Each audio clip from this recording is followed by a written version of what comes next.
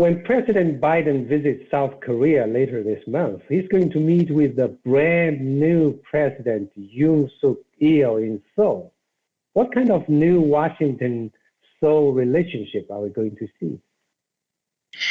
I think under the previous administration in Seoul and previous administration in the U.S., they had a very complicated, sometimes tense relationship. But with the new Biden administration, of course, Biden administration has been in place for the last 2 years. But then now with the Biden administration's renewed message to emphasize and prioritize alliances and partnership and strengthening those ties, and you have that on one hand in Washington. And then now on the other hand, we do have a South Korean, a new administration who seems to be standing much firmer vis-a-vis facing up the North Korean challenge. So I think the two countries have a very good alliance conversation to have. And I think this is a great opportunity for two leaders to meet and share their perspectives on North Korea, trilateral cooperation with Japan, and amongst other issues. Considering Russia's invasion of Ukraine, what kind of adjustment South Korea would want to make for better defense against possible aggression from North Korea? Will the South Korea have any ambition to enhance its military? I think South Korea has been under the trajectory, even under the previous administration, to strengthen its military capabilities, facing increasingly provocative North Korea. Now with the Yoon administration, I think that effort will be only continue and if anything accelerated. And how that will be done, I think will be discussed amongst the two countries' alliance managers. But then I think this is a very good opportunity for both leaders to send a message of what kind of tightening of cooperation the two countries are heading into. And I think one big standing issue would be the transfer of the operational control to South Korea, which now currently belongs to the United States and U.S. forces in Korea. What about the United States? What would the United States want to do in the military alliance with South Korea when facing the potential threat from both China and North Korea?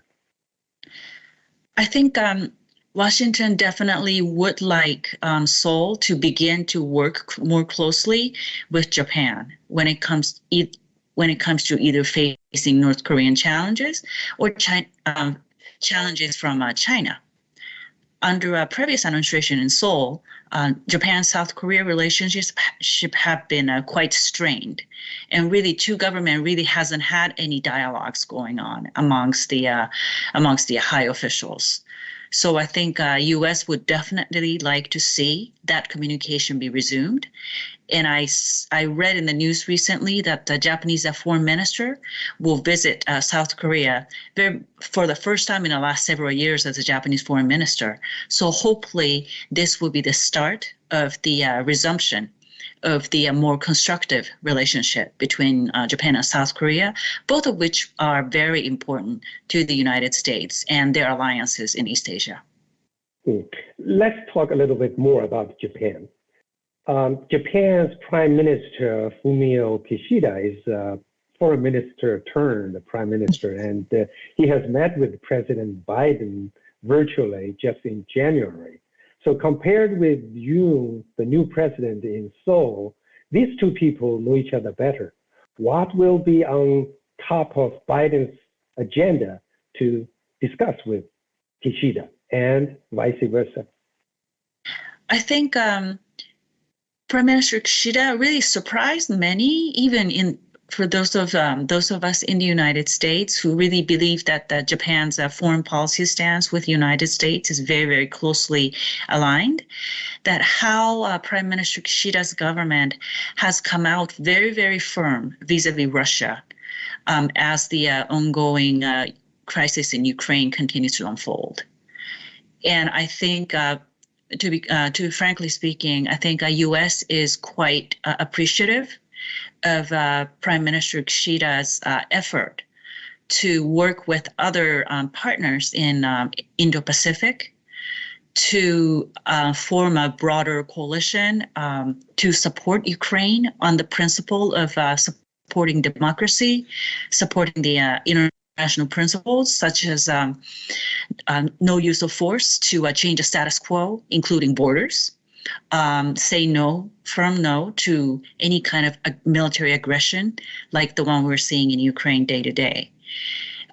For instance, Prime Minister Kishida just came back from Southeast Asian visit, where each and every stop he talked about importance of Indo-Pacific region countries supporting Ukraine and those universal values.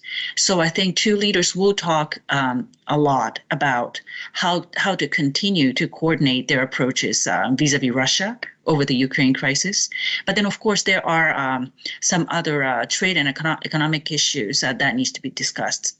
For example, the last 2+2, and I believe the last leader's statement talked about the formation of the economic 2+2.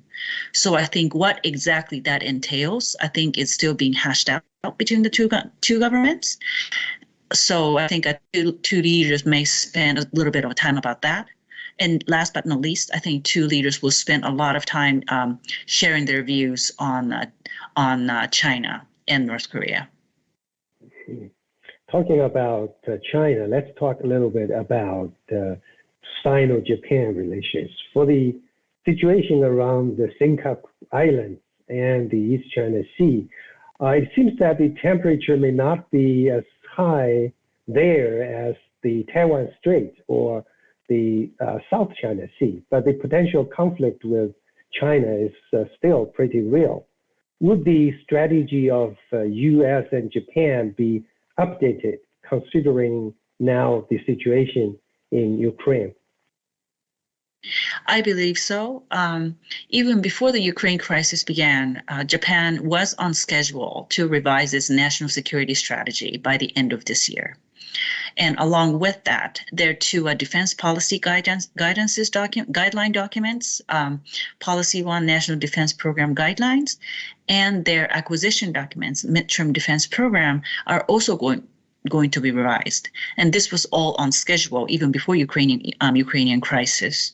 So now with this current situation in Ukraine, and increasingly more people are talking about what kind of quote unquote lessons learned that China might take away from the international responses to Ukrainian crisis.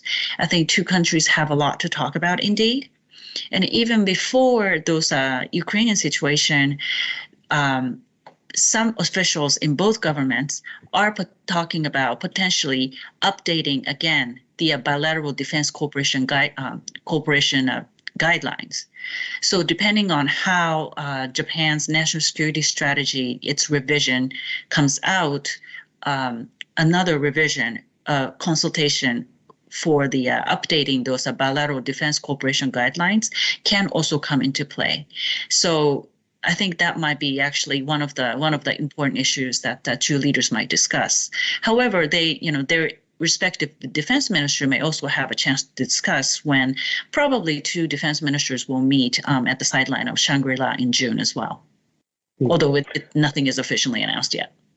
We have learned that during his Asia trip, President Biden is also set to meet in Tokyo with other Quad leaders of Japan, Australia, and India in a gathering of the so-called Quad scheme that's being kind of revitalized at President Biden's initiative, because Quad has not been an effective scheme ever since its inception, particularly with India being the most reticent member. Do you think Biden will be able to successfully retool it for the U.S. purpose? I think that will be definitely President Biden's purpose, but I think more importantly, I think this Quad leaders meeting in Tokyo will be very, very important to for all leaders to think about the way forward for the Quad. I think US, Japan, Australia are all somewhat frustrated about India's responses to Ukrainian crisis so far.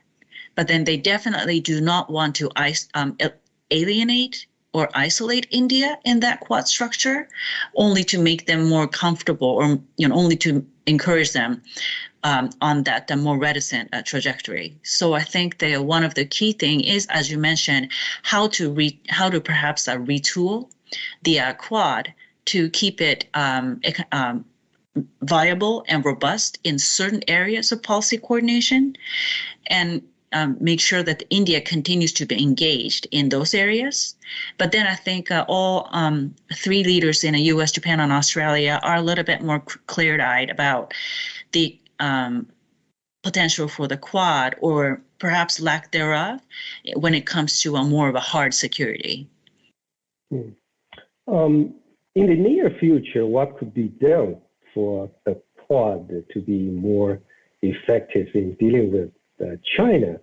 Do you think it is necessary or possible for the United States to kind of retool Quad into something like the NATO? I think given the reticence of coming out of India, even before Ukrainian crisis, I think retooling Quad to something like NATO probably may be a bridge too far, at least for the short term. I think it is a good goal to have, to aspire to, medium to long term. So this will be a very much of a step-by-step process.